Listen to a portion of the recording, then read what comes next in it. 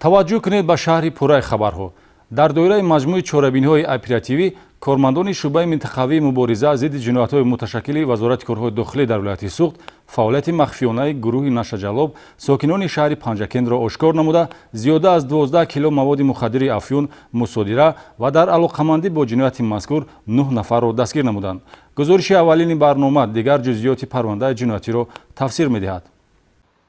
جهش اپراتیوی کارمندان شعبه منطقوی مبارزه ضد جنایت‌های متشکل وزارت کارهای داخلی در ولایت سوخت در سمت مصادره واسطه نشدار باز یک نتیجه را به دست آورده. در زمینه مجموع کارکردهای اپراتیوی 12 کیلو 235 گرم مخدرات نفی افیون را از معاملات غیر قانونی مصادره نمود. چهره 9 نفر ساکنان جماعت‌های خلیفه حسن و سرعظم شهر پنجکند در این حالت جنایتی بازتابی میکند که مقامات میلیسیا به حرکت‌های جنایتی آنها نقطه گذاشت. هر یکی از دستگیرشده‌ها از نشجلابی منفعت‌دار بودند. مقام موقعه خاصی را برای به دست آوردن درآمد پولی در هیئت گروه اجرا نموده است. از لحظه دستگیر نمودن گمانبرشده ازبکوف غیب‌الله سال تولدش 1950 استقامت کننده جماعت دیهاتی سرعظم شهر پنجکند قبلا با جرم نشجلابی سود شده است. نامبرده مقصد داشت 10 کیلوگرم افیون را به فروش برآورد. کارکردهای اپراتیوی ادامه داده شده باز 8 نفر هممسلک و شریکان جنایتیش معین شدند. тавре дар рафти чорабиниҳои тафтишотию оперативӣ ошкор гардид 10 килограмм воситаи нашадори нави афюн ба сарчашмаҳои паҳнкунанда шаҳрвандон хушвақтов қаҳрамон исломқулович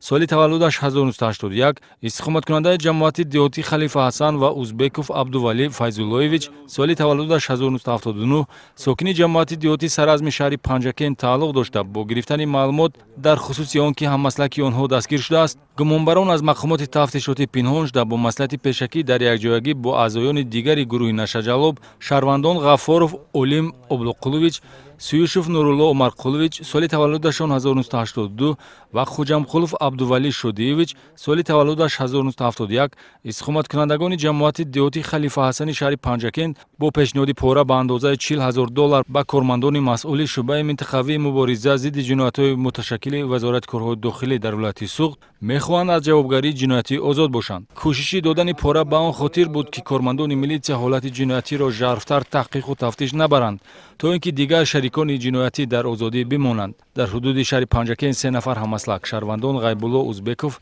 нурулло сӯюшев ва абдувалӣ хуҷамқулов ҳангоми додани $32,000 ва $70,000 сомонӣ ба сифати пора дастгир карда мешаванд. 2006-7 ҳамин кор ба машғул будам. баъд ҳаҷ ба рафта омада бас карда будам. ана 1 сол шуда ҳамин кор бо қӯш шуда даст ба ғалтидам. дар идомаи ҳаракатҳои оперативию тафтишотӣ чеҳраи сарчашмаи асосӣ шаҳрванд холов собир файзуллоевич соли таваллудаш 1971 ошкор гардид ки 10 килограмм афюн аз дасти ӯ ба муомилот бароварда шудааст ва ҳамчунин зимни аз назаргузаронии ҳавлии истиқоматиаш воқеъ дар шаҳри панҷакент кӯчаи навобод бо 3 адад бастаи воситаи нашадор дарёфт гардид ки нафи афюн буда вазни он 2 кило 235 граммро ташкил медиҳад. феъли 4-5 сол аст ки ҳамин кори маводи мухаддир ки машғулам. чӣ даромад чӣ фоида дидед? ҳай мошин гирифтам, хона понеба камта ремонт кардам. дар маҷмӯъ бо ошкор гардидани ҷинояти мазкур аз муомилоти ғайриқонунӣ 12 кило 235 грамм афюн мусодира шуда 9 нафар гумонбаршудаи аз 37 то 73 сола ҳайати гурӯҳи ҷиноятиро пурра мекунад. аз рӯи ҳодиса бо моддаҳои 200 қисми 4 ва 320 қисми 2 кодекси ҷиноятӣ муомилоти ғайриқонунӣ воситаи нашадор ва додани пора парвандаи ҷиноятӣ оғоз карда шудааст. гурӯҳи мазкур таи чанд сол аст ки дар ҳудуди вилояти суғд фаъолияти ғайриқонуниашро ба роҳ монда зери назорат ва коркардҳои оперативӣ қарор дошт. ба ғайр аз воситаи нашадор аз гумонбарон воситаҳои нақлиётӣ дар ҷиноят истифодашуда гирифта шудааст.